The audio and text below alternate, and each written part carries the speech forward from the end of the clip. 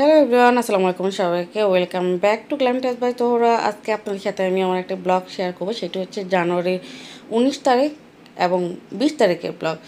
তো 19 এবং 20 তারিখে একটি আপু তার ভাইয়ের ওয়াইফের জন্য ব্রাইডাল এবং রিসেপশনের মেকওভার সার্ভিসটি বুক করেন। তারপর ওই দিন অনেক শীতের সকাল ছিল, তো আমরা সকাল সকাল মর্নিংয়ে চলে যাই। আমি আপুকে বলে রেখেছিলাম যে আমি সকালেই যাব, যেহেতু ওনাদের প্রোগ্রামটি ছিল দুপুরে। তো আমি সঠিক সময় তাদের বাসায় চলে যাই। আর আপু ওদিক থেকে আমাকে বলছিল, আপু খুব সুন্দর করে সাজিয়ে দেওয়ার চেষ্টা করবেন যাতে অনেক ভালো হয়। তো আমি যা দেখলাম, আপুর স্কিনের অবস্থা অনেক অনেক অনেক বাজে। তো আমি ওনার স্কিনটাকে প্রিপেয়ার করতে আমার মিনিমাম 1 ঘন্টার উপরে সময় লেগে গেছে। তো আমি অবশ্যই স্কিনটাকে ভালো করে প্রিপেয়ার করার চেষ্টা করি সব সময়। তারপর হচ্ছে যদি একটা কথা সবাইকে বলবো, যারা ব্রাইডাল মেকওভার নিতে চান রিজনেবল প্রাইসে, তারা অবশ্যই মেকআপটাকে লং লাস্টিং করার জন্য ঠিক প্রোগ্রামের 1 সপ্তাহ আগের থেকে অবশ্যই স্কিন কেয়ার করবেন।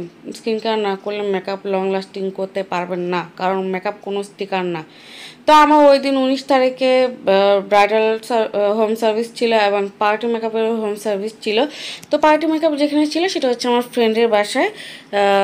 তো আমার বন্ধুর ভাইয়ের বিয়ে ছিল, আবার আমার বান্ধবীর দেবরের বিয়ে ছিল। তো ওদের ওই বিয়েতে যাই, যেখানে আমি সব ওদেরকে রেডি করে দিয়ে আমিও চটজলদি রেডি হয়ে চলে যাই এবং খেতে বসে যাই, কারণ আমি সারাদিন খুব টায়ার্ড ছিলাম। এটা হচ্ছে পরের দিনের ভিডিও, যেটা রিসেপশনের ভিডিও।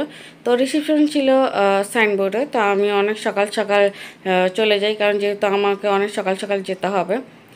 তারপর আমি একটা কথা বলবো, যেটা হয়েছে, ওই আপু ফোন করে বলেছিল যে আপনি আমাকে খুশি করার চেষ্টা করবেন।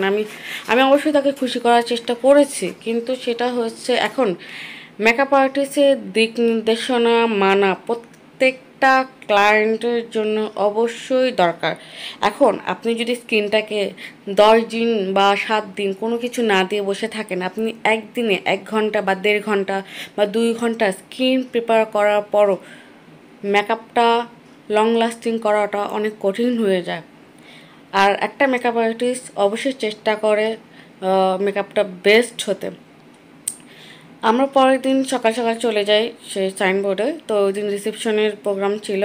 রিসেপশনের প্রোগ্রামে তারা খুবই হ্যাপি ছিল, কারণ হচ্ছে ওই দিনে মেকআপটা খুব লং লাস্টিং হয়। কারণ আমি ওই দিন রাতে আপুকে বলেছি, আপু ওনার ফেজে কিন্তু কিচ্ছু দেয় না, মেকআপ তোলার পরে অবশ্য বেশি করে 1 গাদা, পারলে 1 গাদা ময়শ্চারাইজার দিয়ে রাখবেন, তাহলে স্কিনটা অনেক সফট হবে, ময়শ্চারাইজিং হবে, আমার অনেক সহজ হবে। পরের দিন অবশ্যই অনেক সুন্দর একটা, আমার এর আগের দিন মেকআপটা বসাতে যতটা কষ্ট হয়েছিল, তার পরের দিন আমার একটা ফোঁটাও কষ্ট হয়নি। তার স্কিনটা অনেক স্মুথ ছিল। এর আগেও আমি 1 ঘন্টা সময় নিয়ে তাকে স্কিনটা প্রিপেয়ার করে দিয়েছি।